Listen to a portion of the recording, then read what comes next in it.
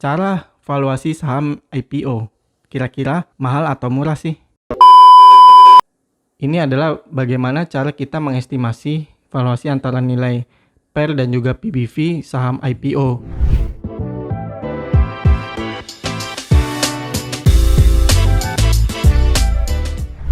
IPO atau Initial Public Offering adalah penjualan perdana saham perusahaan kepada publik yang sebelumnya perusahaan tersebut dimiliki secara pribadi. Tujuan utama perusahaan melakukan IPO adalah untuk meningkatkan jumlah modal atau ekuitas perusahaan, sehingga perusahaan dapat memiliki kapital yang cukup untuk membiayai rencana kegiatan operasionalnya di masa depan, entah itu untuk ekspansi usaha, membayar utang, penambahan modal kerja, hingga melakukan inovasi diversifikasi jenis usaha. Ada 5 tahapan proses penawaran umum saham perdana yang harus dipahami oleh investor, yaitu yang pertama, publication. Tahap awal yang dilakukan perusahaan setelah menunjuk underwriter adalah melakukan publikasi untuk umum. Hal ini dimaksudkan agar masyarakat mengetahui rencana penawaran saham perdana dan tertarik untuk melakukan pemesanan saham.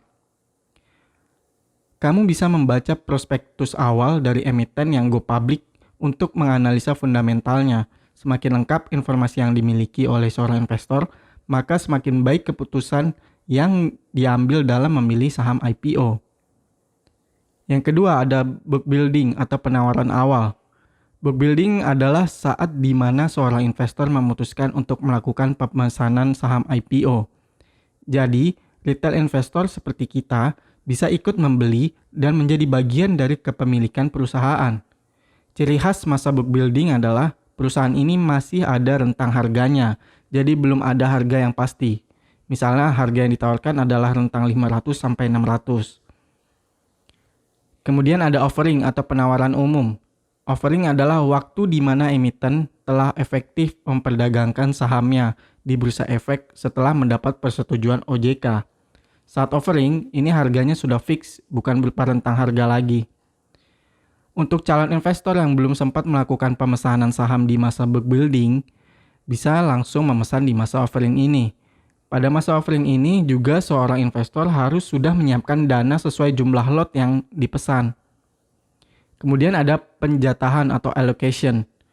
Allocation merupakan penjatahan saham di mana kondisi yang dapat terjadi ada 3 kemungkinan, yaitu yang pertama investor mendapatkan seluruh order sahamnya, kemudian ada investor hanya mendapatkan sebagian order sahamnya, atau yang ketiga investor tidak mendapatkan penjatahan sama sekali.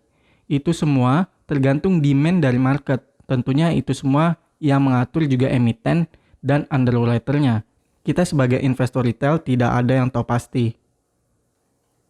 Kemudian ada distribution. Pada tahap ini, emiten telah melakukan distribusi saham pesanan ke rekening saham investor dan masuk ke portofolio kita. Dan yang terakhir adalah trading day, yakni hari di mana saham tersebut bisa diperjualbelikan di bursa. Nah, saat suatu saham IPO, yang banyak menjadi pertanyaan adalah bagaimana sih cara memvaluasi saham tersebut? Banyak pro dan kontra, ada yang bilang jangan beli saham IPO karena kita belum tahu track recordnya bagaimana, sehingga belum bisa divaluasikan. Ada juga yang bilang nggak apa-apa beli saham IPO karena bisa divaluasi dengan data yang tersedia di prospektus. Nah, pada video kali ini kita akan membahas cara valuasi saham IPO. Kira-kira mahal atau murah sih?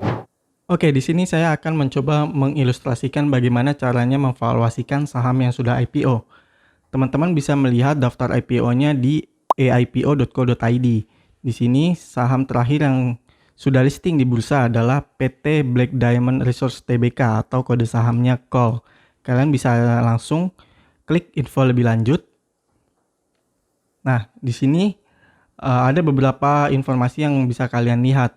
Karena di sini saham COL ini sudah listing di bursa, maka sudah ada harga fixnya. Nah, informasi yang ada bisa dilihat adalah saham yang ditawarkan adalah 12,5 juta lot. Kemudian ada tanggal-tanggalnya hingga tanggal pencatatannya di 7 September 2022. Nah, jika kalian ingin informasi lebih lengkap lagi, kalian bisa mendownload prospektus di sini. Nah, ini adalah prospektus PT Black Diamond Resources atau Coal. Di halaman pertama ini ada informasi berupa tanggal, dari tanggal efektif hingga tanggal pencatatan di Bursa Efek Indonesia. Di sini sudah saya terangkan sebelumnya, ada masa penawaran umum, ada tanggal penjatahan, dan juga ada tanggal pengembalian uang, pemesanan, dan juga tanggal pendistribusian. Nah, tanggal pengembalian uang pemesanan ini apa?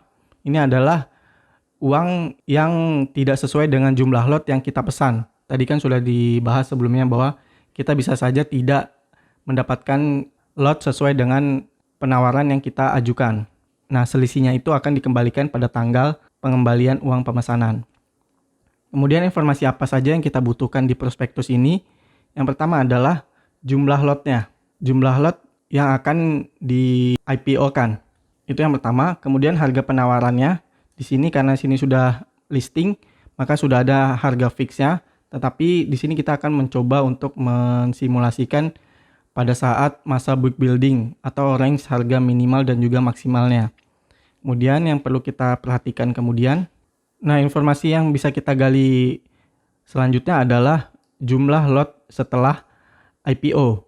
Di sini ada 6,2 miliar lembar saham yang sudah IPO. Ini termasuk dengan yang sudah IPO adalah 1,25 miliar lembar saham. Kemudian informasi selanjutnya kita bisa melihat ada ekuitas. Di sini 118,5 juta. Ini pada tanggal 30 April atau 4 bulan pertama di tahun 2022. Dan ini jangan lupa dalam ribuan rupiah. Kemudian setelah ekuitas kita juga bisa menggali adalah labanya ya. Laba tahun berjalannya ini adalah 43,3 juta. Sama ini 4 bulan pertama di tahun 2022 dan juga dalam ribuan rupiah. Nah, itu aja sudah cukup untuk kita bisa menilai berapakah PER dan juga PBV-nya.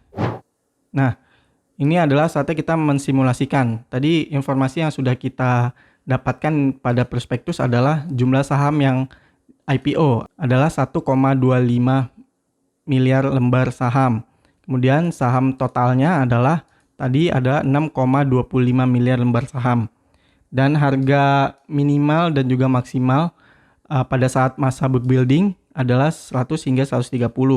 Tetapi untuk kasus call ini kita sudah bisa melihat harga fixnya ya, yakni di minimum.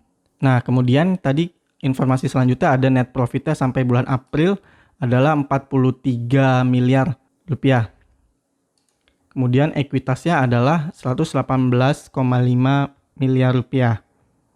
Nah, bagaimanakah kita bisa mengestimasikan PER dan juga PBV-nya dari data-data yang ada di prospektus ini? Yang pertama yang perlu kita cari adalah total dananya. Total dana dari range harga minimum dan juga harga maksimum. Caranya adalah harga IPO-nya minimum kita kalikan dengan jumlah saham yang IPO. Jadi di sini didapatkan adalah 125 miliar. Sedangkan untuk maksimalnya ada 162,5 miliar. Kemudian, bagaimana cara kita mencari EPS-nya? Yang ini adalah dengan cara membagi antara earnings dengan share-nya, share total. Nah, perlu diperhatikan untuk net profit ini, data yang tersedia adalah 4 bulan pertama atau April 2022. Ini bukan juga Q1 ya. Q1 itu hanya sampai Maret. Maka karena ini 4 bulan kita estimasikan kita kali 3 untuk mendapatkan analyze atau 1 tahunnya net profit dari saham call ini. Dan kita kalikan saja 43 juta kita kalikan saja. Maka akan mendapatkan 129,9 juta. Nah, cara mencari EPS adalah kita bagi antara earnings-nya ini dalam 1 tahun dengan jumlah saham total. Nah, maka akan menghasilkan 20,78 tahun 2022. Nah, ini jumlahnya sama ya, karena ini tidak melihat harga, karena hanya melihat net profit dibagi dengan jumlah saham yang total. Kemudian PER-nya adalah kita bagi antara price dan juga EPS-nya. Maka akan menghasilkan 4,8 untuk minimumnya dan 6,25 untuk maksimumnya. Kemudian kita akan mengestimasikan berapa sih PBV-nya. Untuk BVPS atau book value per share, kita akan menghitung ekuitas April 2022, kita akan bagi dengan jumlah lembar sahamnya, yakni 6,25 miliar. Tetapi perlu diingat, untuk PBV ini kita akan menjumlahkan ekuitasnya dengan jumlah total dana yang berhasil dihimpun. Maka kita akan menjumlahkannya dengan total dana minimum dan juga maksimum. Kenapa? Karena untuk total dana yang berhasil dihimpun pada saat IPO ini akan masuk ke kas perusahaan. Karena kas ini adalah bagian dari ekuitas, maka akan menambah ekuitas itu sendiri. Sehingga BVPS-nya untuk yang minimum adalah 38,97 dan juga untuk yang maksimumnya adalah 44,97. Maka BBV-nya adalah kita akan membagi antara price dan juga BVPS. 2,57 untuk minimumnya dan juga 2,89 untuk maksimumnya. Ini adalah bagaimana cara kita mengestimasi valuasi antara nilai PER dan juga PBV saham IPO pada saat masa book building. Tetapi untuk kasus call ini dia sudah ada nilai fixnya, yakni harganya di 100. Maka di sini bisa kita lihat PER dari awal dari call adalah 4,81 dan juga PBV-nya 2,57. Nah, begitulah cara mengilustrasikan bagaimana kita memvaluasikan saham yang sudah IPO. Nah, berdasarkan hasil hitungan ini, teman-teman bisa menyimpulkan sendiri apakah PER dan PBV tersebut mahal atau murah. Itu semua tergantung investor masing-masing dalam menilainya. Teman-teman juga bisa membandingkan dengan satu sektornya. Berapa sih PER dan PBV rata-rata di sektornya? Untuk mengetahui sektornya sudah kita bahas pada video sebelumnya. Semoga video ini bermanfaat dan see you. Dan jika kalian merasa video ini bermanfaat, kalian boleh mensupport gue. Lu tinggal klik aja support dan juga lu bisa traktir gue 1 cangkir kopi atau berapapun cangkir yang kalian inginkan.